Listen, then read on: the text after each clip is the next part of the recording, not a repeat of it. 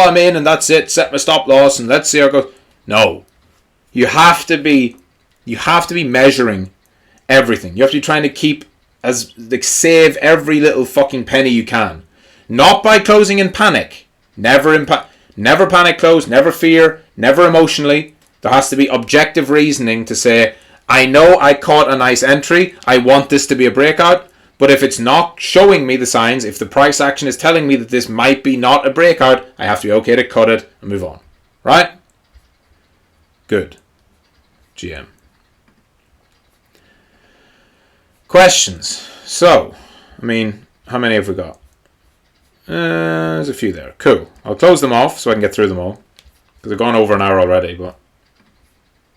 G fucking M. Azel, GM. Adam. The 1-to-4 ratio is the one I use for multi-time frame analysis and indicators. Other ratios are used to find effective. Yeah, so what Adam's talking about there is, well, when he says 1-to-4, he actually means quarter. So, it's a quarter of the time frame. This comes from, at least from how I view it, mostly from the 4-hour, 1 hour, right? Where whenever I've traded in the past, I find a really good split would be if you're looking on a 4-hour, your next one should be a 1 hour. That also splits into the 15-minute. And you'll notice that these ones, the 4-hour is 4 times bigger than the 1 hour, which is 4 times bigger than the 15-minute. There's no special voodoo magic to it. This mostly comes just from me, personally, because I use 4, 1, and 15. You can use whatever you want, right? A quarter of a daily is 6 hours. So you could go daily and 6 hours. I actually personally go daily to 4 hours. But that's just because I'm used to the 4-hour chart. But daily to 6 hours is totally fine. So anyone wondering, that's what Adam's talking about there. Are there any other ratios you use to find effective? Not really. I mean, I just showed one there. I think if you're looking at, like, you know, a good one, the daily bands. If you're looking at the daily bands, especially the green and red cross for getting spot long, for example, I definitely think that you don't want to go lower than a 12-hour for your early signal. I think that's a really good high time frame view. If you have a daily bias based on structure or bands, whatever, and you notice weakness on the 12-hour, that weakness it's fast enough to give you an early signal, but it's not so fast that it gives false signals. What do I mean? Well, imagine you're in a daily uptrend, right? But you're trying to use a 4-hour chart as your invalidation. You can't do that, right? Especially when you're talking about selling your spot bags. So we're looking at the daily, and we have this daily breakout here, right? And it's all daily bands are green. But then you're looking at the 4-hour chart. It's not going to be a good way, because you'll be out just way too soon. You're going to leave so much money on the table, because you're going to be back in October here, and we're looking at what? Like the 28th of September is when they turn. So if you're basing out that, you get spot long here on the daily, and you'd be out over here 3 days later or a week later, whatever, right? While the daily actually held. And how about the 12-hour then? 12-hour might have signaled red there, but I don't think it did it? It actually did, to be fair. But in general, this is actually a good reason to say why the 12-hour might not be optimal in all cases. But from my testing, it is. For my testing, the 12-hour, if you're dropping one time frame lower, it can give you an earlier. It can at least alert you. That's why you should have alerts right on your chart. It can alert you saying 12-hour bearish cross, watch the next bounce, which is how I would do it. Sean, GM, for the monthly open and lower time frame, when you're backtesting, how would you determine which month or to mark, or would you do all months high and low breakouts? That's subjective. Not the way I would trade it is always objective, but it's subjective based on which monthly levels I feel are important. Right? So, like the example I gave in the lesson, I chose that because that's a very important level. Because over here, that was our big bearish month. The reason this is, so it's subjective because I chose that at my own discretion. But the reason I chose that is because I remember. The whole year was pretty nice. It was bullish. We had a great start to 2023. We had May, it was a little bit of a sell-off, but then we got BlackRock applying for ETFs in June. July, even though it didn't continue higher, nobody was that upset. It was dropping back a bit. Then August, it was just that fucking big collapse. It included this daily collapse, and that really shifted the market. It included that big crash. And when I say big crash, I mean, it looks like nothing in hindsight, but at the time, it was relatively big. So that's why August's open would be important for that. If we're looking at right here, I don't actually have much interest in any of these opens because I don't think any of them are that important. Except maybe excluding April's open. I actually think that April's open, if and when we get there on a low time frame, probably has a very, very good signal because it's our highest monthly open ever, right? We've never had a monthly open higher than that. I don't think that, July's monthly open is that important. Lower time frame, sure. If we drop back here, could that be a place to buy a dip? Maybe on September's candle, yeah. But in terms of trading it, it does actually happen to confluence with the trade I'm in at the moment, right? Where it's right around that 62.8 level. So that's a nice confluence. But in general, I decide the monthly based on what I think is happening. Stallion GM.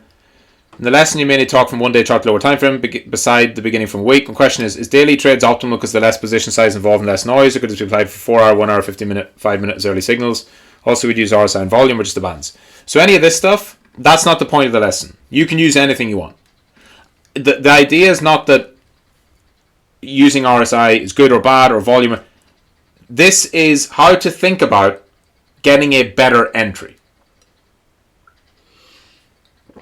So, let me explain it this way. If you should actually start from the stuff you want to use, or the stuff you do use. If you use RSI, right, not me, don't worry what I do. If you are currently using RSI or as part of your system, the idea of this lesson, this workshop, is that I want you to think, okay, if I incorporate multiple time frame analysis, can I get better entries or better invalidation or a clearer picture of what's happening by using multi-time frame in combination with my RSI, right? Same with volume, same with bands, same with anything. Nothing, and I make this really clear for anyone who watches it now or after, nothing about this workshop is supposed to tell you that you have to use a daily and a 4 hour, that you have to use a weekly, that you have to use a fucking, did I not put the link? Oops. There's the link. Fucking an hour and 10 minutes too late. Anyway. Nothing about it is supposed to be telling you what to do with bands. If I've used bands, it's just because bands are something that I use. If I've used market structure, break of structure, under overs, it's because I have. I don't care what you use. You could use, like Professor Ayush has the box method. You could use that, and I have used this before in the past. I wish I could remember where, because I had a really good example that I used in the past on it. I think, actually, this would be amazing. This would actually be, if I'm correct here, I'm going to fucking pat myself on the back. I'm pretty sure that I used low time frame over here on like a 5 minute chart, and I think it does. Here you go. So here's an example of like a bear trap. And I remember trading this at the time. And what did it do? If you get the 5 minute chart on, and this is a daily failed breakdown, you get the 5 minute chart and then the 50 EMA that Ayush loves, and I like to use as well. I don't really trade it as often as I would have done before. But you see this here. Any of you who've been on our streams, you've heard it, you've probably seen it. It's just this, right? It's the price comes down, consolidates, it's bearish, starts to build into a box, starts to consolidate top right hand corner of the box, then it breaks out from the box. And what that did was actually give you amazing entry for this higher time frame shakeout that was happening on a daily chart or a 4 hour chart. And the point of this is not, that was definitely the bottom, that had to be it. No, it's defining your risk. Once you saw this breakout in any of these candles, you say there, it shouldn't go back below there. The rule of the box method is that it won't go back below the 50 EMA. So even giving it some extra breathing space, the entry, I think I remember trading this, was around there. And guess what? Then, just like you do, when you zoom it out, you're in a good spot, right? And you've caught a really nice entry, quite low, and then your swing trades continue on. So you can use it with literally anything. Whatever you want to use it with, use it. Markets are fractal. Daniel, GM, Wyckoff in different time frames entry. Can you show examples? No, I can't. I mean, the thing with Wyckoff is the thing I posted in my journal. If you guys are doing Wyckoff, I want you to think of it this way. That's Wyckoff, right?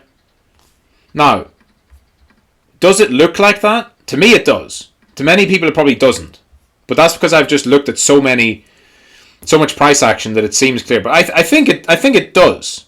But one of the things I would see is, don't obsess about, see these lines? These are super rough. The rising channel and the sloping distribution and this line and that line. I see people get too caught up about the phases, phase A, B, C, D, E, which are important, absolutely. The most important, though, is that you trade towards the end.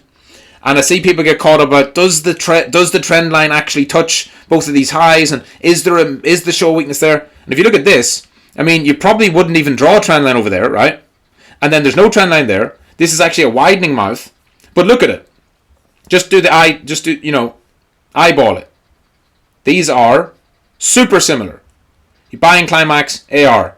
ST, except it is more of a protracted one, but it comes all the way back, has a show weakness.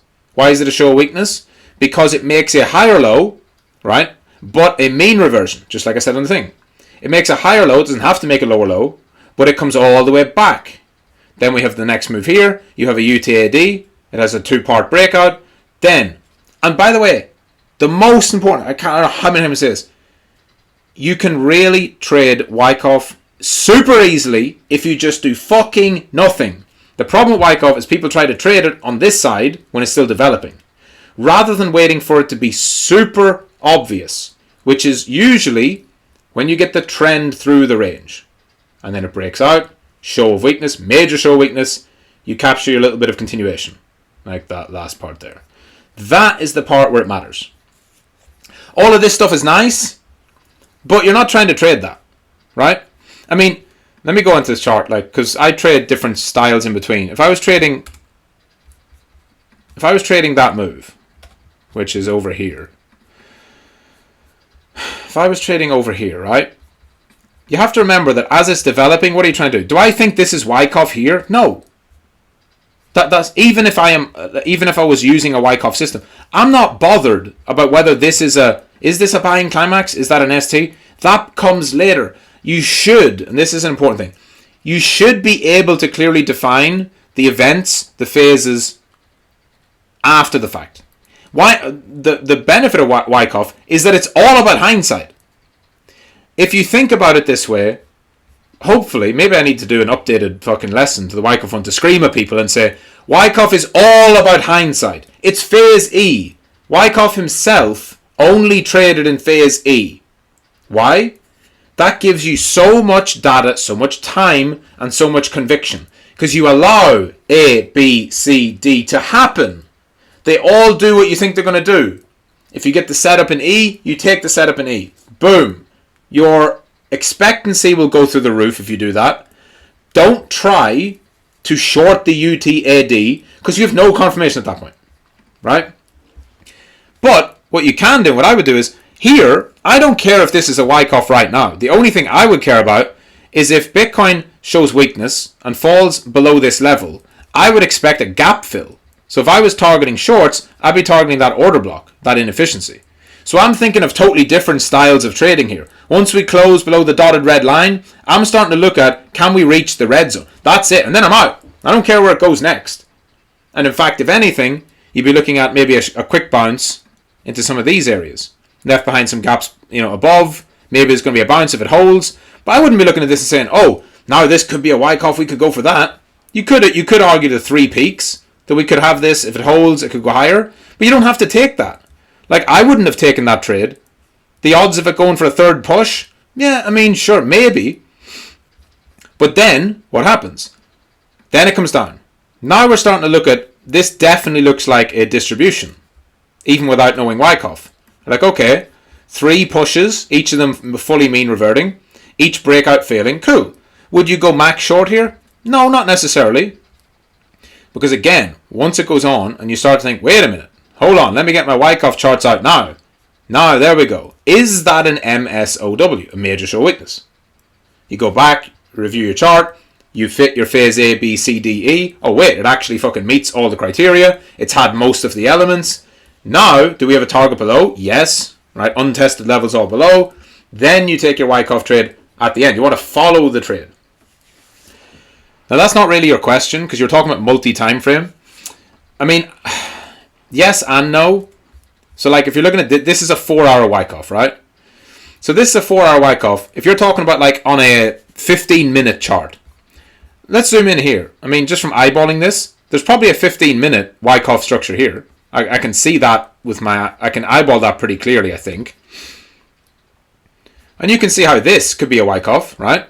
If you push, show weakness, minor show weakness, UTAD comes down, trends through the range, major show weakness, and then where does it go? Back to the start. If you've seen my lessons, what's this? Accumulation, markup, distribution, markdown, right?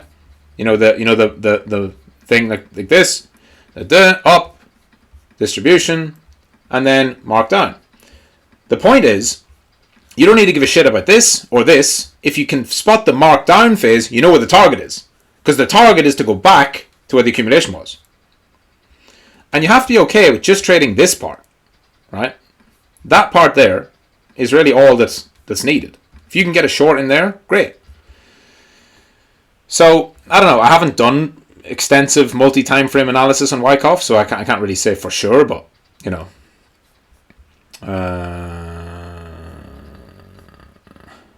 TPU, GMs, does it work in reverse? I'm testing a swing trading system using a 4-hour structure to execute in 1 hour.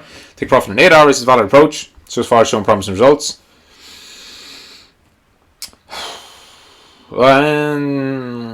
Intuitively, no. Right, if you're entering because of a 4-hour signal, why would you wait for an 8-hour signal to exit? Because if you're waiting for weakness to show on the 8-hour, it's going to show on the 4-hour first. So, yeah, I'm not sure. Unless you're talking about one of the things that could be true is to like target like an 8-hour resistance, like an order block, or whatever. So, you got a 4-hour chart, and you're looking at like, let's say this, you're getting long because of this 4-hour breakout. You execute it on the 1 hour. And so you're in a trade, right? Let's say you're in from that breakout before, and your target's here, and your stop loss is there, or whatever, and you're looking above, and you're like, okay, this could be a valid breakout. Do I want to wait for it to exactly hit this, 4-hour order block, or could I go to my 8-hour, which I don't even use, but could I look at 8-hour and say, there's a much clearer one, right? There's a stronger, bigger zone that I could look at for my 8-hour as a TP level. I mean, if it's stuff like that, that makes sense, I guess. But I haven't really done it much myself. I work from top down, higher time frame to lower time frame. Asked GM, I haven't been here from the beginning of the stream, so I may have missed some things. I'll definitely watch the video and upload it. In this example, does the concept of low time frame chopping less significant than higher time frame not apply? I mean, in terms of price reversing, or is it that when analyzing the breakout, the reversal is always part of the risk, so time frame doesn't matter at all?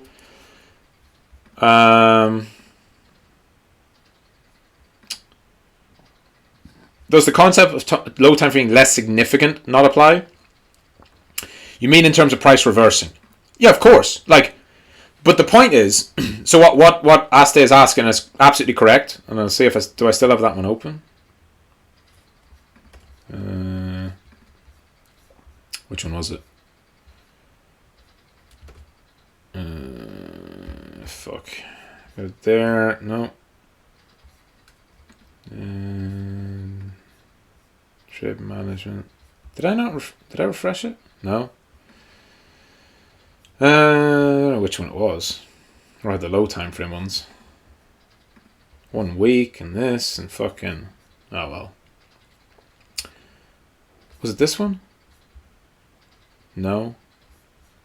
Maybe it was this one. I think it was this one, and I've cleared it off. Anyway. Yeah. The 1 minute candle obviously has less significance. There's no way you can say a 1 minute candle close is as confirmatory as a 1 hour or a 1 day. But the point is, it's a trade-off. The trade-off is that you get a much, much tighter entry. So you're taking the risk of it being a less significant level or confirmation. But your reward is that you get a much higher RR and a tighter stop loss. That's where your testing is super important. You can't just, enter on every 1 minute impulse candle. It has to be contextual within the higher time frame view and back tested to show, okay, does the 1 minute, and by the way, many of you will find this, 1 minute might be far too low. If you're on a 4 hour, 1 minute might not give good signals. It might be a 5 minute. Even though the 1 minute might get you a potential 15-hour trade, they could lose, 9 times out of 10. Or you could zoom up to a 5 minute, and you might not get 15, or you might just get 7, but your win rate jumps to 40% or 30% or 25%, which in turn gives you a much more favorable expected value. For anyone, if you're not in Blue Belt and you're a new trader, you might not know what EV is, expected value. That will become clear later on. EV is what matters. William, GM. Are there any non-standard time frames you press use? I don't care. I'm personally of the opinion that this is just unnecessary. Some people are different. Some people think that you have to analyze every single different time frame and potentially find some edge in there that works for you. And if you're using a fucking 13-hour candle instead of a 12-hour, that you might have some little bit of different. That's fine. Do whatever works for you. For me personally, I always found that it was not necessary because the most important things, in my experience, the most important things is risk management, testing, and consistency. Regardless of what you use, whether you just flip a coin or use moon cycles or you use fucking EMA bands or you use...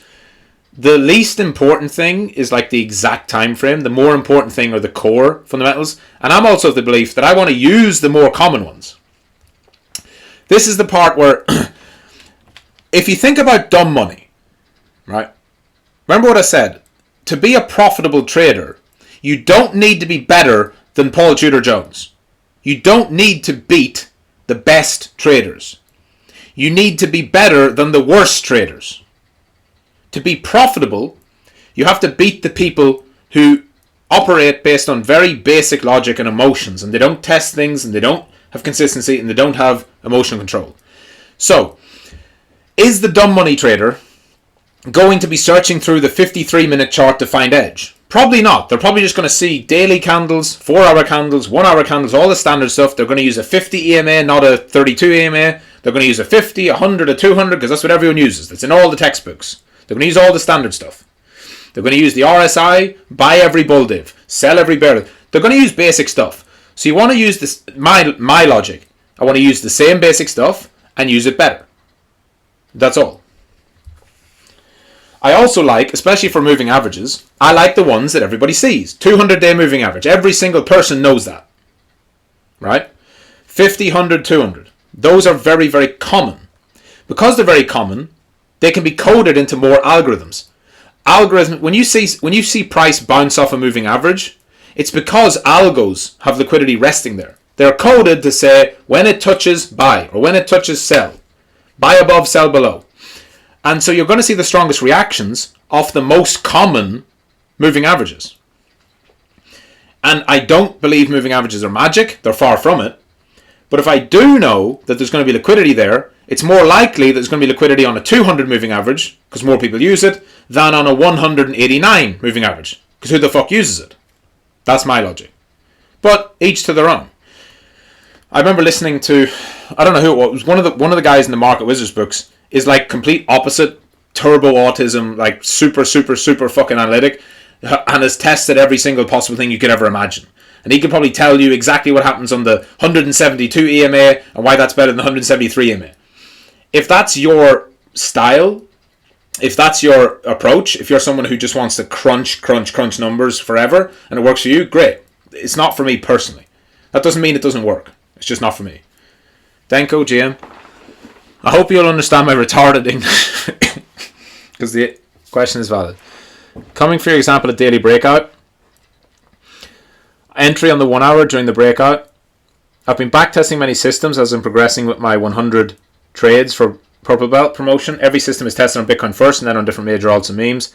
I've noticed that every single system I build is more successful on Bitcoin than any other coin, which leads me to believe the bigger asset, the more valid, for example, a breakout is. That being said, the example you gave of the 1 hour chart, if it was on a smaller asset coin, the odds of pulling back just enough to grab our stop loss is much, much greater. What approach should we take towards lower time frame? We go with correlation to the coin size. Testing. It's just what you have to do is test this. What you have there is a very valid question. You have a valid criticism, or not even criticism. You have a valid hypothesis. You need to test this.